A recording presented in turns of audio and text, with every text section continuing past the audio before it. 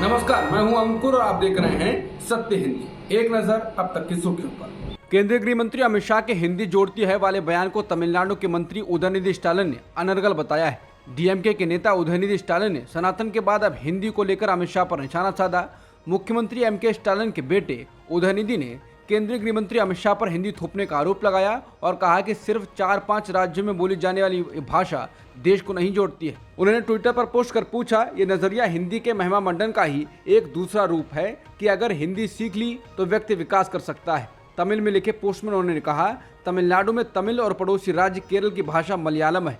हिंदी कैसे इन दो राज्यों को जोड़ती है, ये कैसे बाकी भाषाओं को सशक्त बना रही है। उन्होंने कहा, ये कहना अनर्गल है कि 4 या 5 राज्यों में बोली जाने वाली हिंदी पूरे भारतीय संघ को जोड़ रही है। गुजरात के प्रमुख हिंदू संगठन की सनातन टिप्पणी से विवाद खड़ा हो गया है। स्वामी नारायण वडदाल संप्रदाय के एक सदस्य ने सनातन धर्म पर कटाक्ष करते हुए एक नए धर्म की जरूरत बता दी थी। इस पर दूसरे हिंदू संगठन ने आपत्ति जताई। ये टिप्पणी करीब एक पखवाड़े पहले की बताई गई है, लेकिन बीजेपी की ओर से इस पर इस तरह की प्रतिक्रिया नहीं आई जैसी उसने डीएमके नेता के मामले में दी है। उदयनिधि स्टालिन की टिप्पणी पर प्रधानमंत्री मोदी तक बोल रहे हैं। इंडिया टुडे की रिपोर्ट के अनुसार हिंदू संगठन के संत आचार्य दिनेश प्रसाद स्वामी ने कहा था, हमें मंदिरों से देवी देवताओं की मूर्तियों को हटाने की ज़रूरत है, हमें एक नया धर्म बनाने की ज़रूरत है। ये टिप्पणी 28 अगस्त को की गई थी और गुजरात में सनातन धर्म समूहों ने इसकी ज़बरदस्त आलोचना की थी। हालांकि तमिलनाडु में उदयनिधि स्टालिन के बयान के मामले को लपकने वाली बीजेपी गुजरात के मामले में कमोबेश चुप रही। ज्ञानवापी मस्जिद मामले की सुनवाई कर रही वाराणसी की जिला अदालत ने बुधवार को एएसआई को एक अहम आदेश दिया। वाराणसी के जिला जज डॉक्टर अजय कृष्ण विश्वेश की अदालत ने एएसआई को कहा कि वो ज्ञानवापी मस्जिद परिसर के वैज्ञानिक सर्वे के दौरान मिली वस्तुओं को जिला प्रशासन को सौंपें। कोर्ट के इस आदेश के मुताबिक अब एएसआई की तरफ से चल रहे सर्वे में मिले साक्ष्यों को सुरक्षित रखा जाएगा। कोर्ट ने हिंदू पक्ष की तरफ से मुख्यवादी राखी सिंह की अर्जी पर सुनवाई के बाद ये आदेश दिया।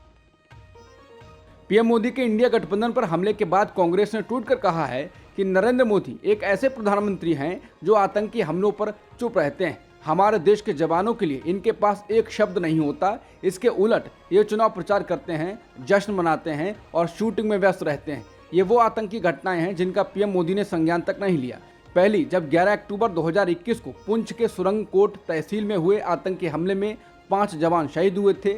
जब 16 अक्टूबर 2021 को पुंछ में हुए आतंकी हमले में 4 जवानों की शहादत हुई थी। जब 11 अगस्त 2022 को राजौरी के परगल इलाके में हुई आतंकी हमले में 5 जवान शहीद हुए थे। जब 20 अप्रैल 2023 को पुंछ के आतंकी हमले में 5 जवान शहीद हुए थे। जब 5 मई 2023 को राजौरी के आतंकी हमले में 5 जाबाजों ने शहादत को गले लगाया था। जब 5 अगस्त 2023 को कुलगाम में हुए आतंकी मुठभेड़ में 3 जवान शहीद हुए थे। जब 19 अगस्त 2023 को लद्दाख में आर्मी का ट्रक पलटने से 9 जवानों की मौत हो गई थी। जब 13 सितंबर 2023 को अनंतनाग में सरहदों की रक्षा करते हुए 3 जानबाजों को शहादत मिली थी। कांग्रेस नेता पवन खेड़ा ने कुछ एंकरों के बहिष्कार के बाद कहा कि रोज शाम 5 बजे से कुछ चैनल्स पर नफरत की दुकानें सजाई जाती हैं। हम नफरत के बाजार के ग्राहक नहीं बनेंगे। हमारा उद्देश्य है नफरत मुक्त भारत। बड़े भारी मन से ये निर्णय लिया गया कि कुछ एंकर्स के शोज व इवेंट्स में हम भागीदार नहीं बनेंगे। हमारे नेताओं के खिलाफ अनर्गल टिप्पणियां, फेक न्यूज़ आदि से हम लड़ते आए हैं और लड़ते रहेंगे, लेकिन समाज में नफरत नहीं फैलने देंगे। बीजेपी के अध्यक्ष जगत प्रकाश नड्डा ने कहा है कि कांग्रेस के इतिहास में मीडिया को धमकाने और अलग विचार रखने वालों को चुप कराने के कई उदाहरण हैं। पंडित नेहरू ने बोलने की आज़ादी पर रोक लगा दी और उनकी आलोचना करने वालों को गिरफ्तार कर लिया। इंदिरा जी इसे करने के तरीके में स्वर्ण पदक विजेता बनी हुई हैं। प्रतिबद्ध न्यायपालिका, प्रतिबद्ध नौकरशाही का आह्वान किया और भयावह आपातकाल लगाया। राजीव जी ने मीडिया को राज्य के नियंत्रण में लाने की कोशिश की, लेकिन बुरी तरह असफल रहे। सोनिया जी के नेतृत्व वाली यूपीए सोशल मीडिया हैंडल पर सिर्फ इसलिए प्रतिबंध लगा रही थी क्योंकि कांग्रेस को उनके विचार पसंद नहीं थे। विपक्षी दलों के गठबंधन इंडिया ने उन एंकरों की लिस्ट जारी कर दी है जिनके शो का विपक्षी गठबंधन बहिष्कार करेगा। इस लिस्ट में कई बड़े निजी और सरकारी समाचार चैनलों के एंकर हैं।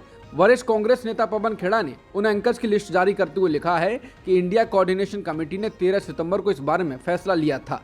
जिन एंकर्स को इंडिया गठबंधन ने ब्लैकलिस्ट किया है उनके नाम इस प्रकार हैं: अदिति त्यागी, अमन चोपड़ा, अमीश देवगन, आनंद नरसिम्हन, अर्णब गोस्वामी, अशोक श्रीवास्तव, चित्रा त्रिपाठी, गौरव सावंत, नविका कुमार, प्राची पराशर, रूबिका लियाकत, शिव अरूर, सुधीर चौधरी, सुशांत सिन्हा। एंकरों के बहिष्कार के बाद आज तक के एंकर सुधीर चौधरी ने सोशल मीडिया प्लेटफॉर्म एक्स पर लिखा है कि इंडिया गठबंधन ने उन पत्रकारों की लिस्ट जारी की है जिन्होंने चरण चुंबक बनने से इनकार कर दिया। इनका बहिष्कार किया जाएगा। अब देखना यह है कि भारत का मीडिया इसका क्या जवाब देगा। बता दें, इसी हफ्ते कर्नाटक में सुधीर चौधरी पर अपने एक शो में सांप्रदायिक सौहार्द बिगाड़ने का आरोप लगाते हुए एफआईआर दर्ज कराई गई है। सुधीर चौधरी ने अपने शो में अल्पसंख्यकों के तुष्टीकरण को लेकर बात की थी, जिस पर कर्नाटक अल्पसंख्यक विकास निगम ने अपनी शिकायत में कहा था कि एंकर ने 11 सितंबर को अपने शो में दावा किया था कि कर्नाटक में सब्सिडी हिंदुओं को नहीं बल्कि केवल अल्पसंख्यकों को मुहैया कराई जा रही है। वहीं बीजेपी आईटी सेल के हेड अमित मालवीय ने एक्स पर लिखा है, तो इंडिया अलायंस ने उन पत्रकारों की लिस्ट जारी की है जिन्होंने विपक्ष के कहने पर झुकने से इनकार कर दिया। उन्हें इस तमगे की तरह लेना चाहिए, उन्हें और ताकत हासिल हो। प्रधानमंत्री नरेंद्र मोदी ने भी अब सनातन के मुद्दे को उठा लिया है। अब उन्होंने विपक्षी इंडिया गठबंधन पर तीखा हमला बोलते हुए गुरुवार को मध्य प्रदेश में कहा है कि वो सनातन धर्म को खत्म करना चाहते हैं और देश को 1000 साल की गुलामी में धकेलना चाहते हैं। सनातन धर्म पर डीएमके नेता उदयनिधि स्टालिन की टिप्पणी पर विवाद के बाद पीएम मोदी की प्रतिक्रिया नहीं आई थी। हालांकि भाजपा इसका जवाब रोजाना दे रही थी। पीएम ने एमपी की रैली में कहा कि उन्होंने हाल ही में मुंबई में एक बैठक की और मुझे लगता है कि उन्होंने वहां घमंडिया गठबंधन को कैसे चलाया जाए इसकी राजनीति और रणनीति तय की है। उन्होंने एक छिपे हुए एजेंडे पर भी फैसला किया है। ये रणनीति भारत की संस्कृति पर हमला करने की है। उन्होंने भारतीयों की आस्था पर हमला करने और उन विचारों, मूल्यों और परंपराओं को खत्म करने का फैसला किया जिन्होंने देश को हजारों वर्षों से एकजुट किया है। पीएम मोदी ने कहा कि महात्मा गांधी सनातन धर्म को अपने जीवन के लिए आवश्यक मानते थे और भगवान राम से प्रेरित थे। यही कारण है कि उनके अंतिम शब्द हे राम थे।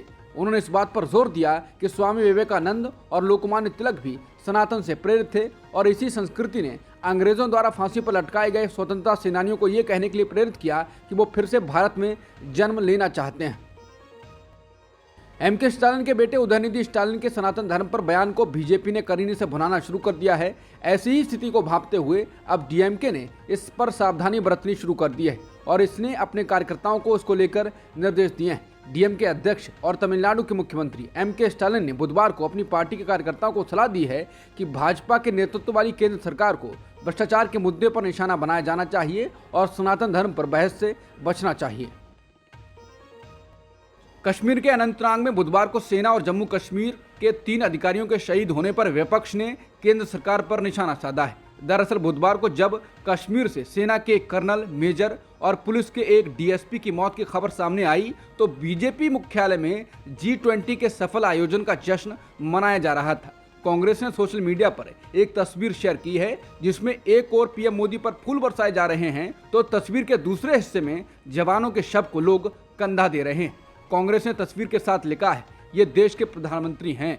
शिवसेना के उद्धव बालासाहेब ठाकरे गुट के नेता संजय राउत ने कहा है कि बीजेपी कार्यालय में एक उत्सव मनाया जा रहा था और बीजेपी कार्यालय में कार्यकर्ता पीएम पर फूल बरसा रहे थे। G20 की सफलता का जश्न हो रहा था। हम भी चाहते हैं कि अगर उन्हें लगता है कि G20 सफल रहा तो फूल बरसाए जाने चाहिए, लेकिन उसी वक्त आतंकवादी हमारे जवानों के ऊपर गोलियां बरसा रहे थे। आरजेडी नेता शिवानंद तिवारी ने मोदी सरकार पर हमला बोला है। उन्होंने कहा कि मणिपुर में आग लगी है, श्रीनगर में सेना के अफसर वीर गति को प्राप्त हुए और बीजेपी कार्यालय में उत्सव मनाया जा रहा था। सरकार इस तरह से चलती है। देश के प्रधानमंत्री मुखिया की कोई जिम्मेदारी नहीं कि देश के कोने में आग लगी है। उनको कोई चिंता नहीं कि सेना के लोग मारे जा रहे हैं। फूल बरसाओ और भगवान का दर्जा दो। इससे पहले कांग्रेस प्रवक्ता पवन खेड़ा ने कहा कि आज जिस समय सीमा पर हमारी सेना के 3 अधिकारियों के शहीद होने की दुखद खबरें आ रही थी, उसी समय बीजेपी हेडक्वार्टर में बादशाह के लिए जश्न की महफिल सजी थी। चाहे कुछ भी हो जाए, प्रधानमंत्री अपनी वाहवाही को टाल नहीं सकते। कांग्रेस सांसद गौरव गोगोई ने असम के मुख्यमंत्री की पत्नी पर जमीन खरीदने के लिए केंद्र सरकार से सब्सिडी प्राप्त करने का आरोप लगाया। इसके बाद असम के मुख्यमंत्री हिमंता बिस्वा शर्मा ने अपनी पत्नी रिनिका भुइयां शर्मा के खिलाफ आरोपों का खंडन किया है। लेकिन इसके बाद गौरव गोगोई ने केंद्र सरकार का एक दस्तावेज जारी कर दिया जिसमें सीएम की पत्नी और उनकी कंपनी का नाम सब्सिडी यानी लाभ पाने वालों में लिखा हुआ है। ये सारा मामला प्रधानमंत्री किसान संपदा स्कीम से जुड़ा है। केंद्र सरकार इस योजना के जरिए किसानों की आमदनी दोगुना करने का दावा करती है। असम के किसानों को ऐसी स्कीम की शायद ही जानकारी हो, लेकिन मुख्यमंत्री की पत्नी को किसान संपदा स्कीम की जरूर जानकारी थी। कांग्रेस सांसद गौरव गोगोई का आरोप है कि सीएम शर्मा की पत्नी ने जमीन खरीदने के लिए इस स्कीम के पैसे का इस्तेमाल किया है। असम में कोलियाबोर सीट का प्रतिनिधित्व करने वाले गोगोई ने आरोप लगाया कि केंद्र ने रिंकी शर्मा द्वारा संचालित एक निजी कंपनी को 10 करोड़ रुपए की सब्सिडी दी। उन्होंने ये भी आरोप एक रिपोर्ट के आधार पर लगाया जिसमें कहा गया कि भुइयां की कंपनी प्राइड ईस्ट एंटरटेनमेंट ने शर्मा के बतौर सीएम कार्यभार संभालने के 9 महीने बाद फरवरी 2022 में कालियाबोर मौजा में लगभग 10 एकड़ कृषि भूमि खरीदी थी। कृषि प्लॉट को कुछ ही महीनों में औद्योगिक भूमि में बदल दिया गया। फिर प्राइड ईस्ट एंटरटेनमेंट ने फूड प्रोसेसिंग यूनिट लगाने के लिए प्रधानमंत्री किसान संपदा योजना के तहत सब्सिडी के लिए आवेदन किया। केंद्रीय खाद्य प्रसंस्करण मंत्रालय ने फौरन ही 10 करोड़ रुपए की सब्सिडी को मंजूरी दे दी। पिछले साल 10 नवंबर को कंपनी को 10 करोड़ रुपए मिल गए। एक सामान्य किसान को क्या 10 करोड़ की सब्सिडी इतनी आसानी से केंद्रीय योजना में मिल जाएगी? कांग्रेस और गौरव गोगोई का यही सवाल है। ईडी ने जनता दल यूनाइटेड यानी जेडीयू के बिहार विधान परिषद सदस्य यानी एमएलसी राधाचरण शाह को उनके खिलाफ धन शोधन मामले की जांच के तहत बुधवार को उनके आवास से गिरफ्तार कर लिया। समाचार एजेंसी पीटीआई की रिपोर्ट के अनुसार राधाचरण शाह की गिरफ्तारी उनके खिलाफ मनी लॉन्ड्रिंग केस में चल रही ईडी की जांच के सिलसिले में हुई है। ईडी के एक अधिकारी ने बताया कि राधाचरण शाह को दिन भर चले सर्च ऑपरेशन के बाद पीएमएलए कानून के कई कड़े प्रावधानों के तहत गिरफ्तार किया गया है। अब तक की खबरों में इतना ही। बाकी खबरों के लिए बने रहिए सत्यहिंदी.com के साथ।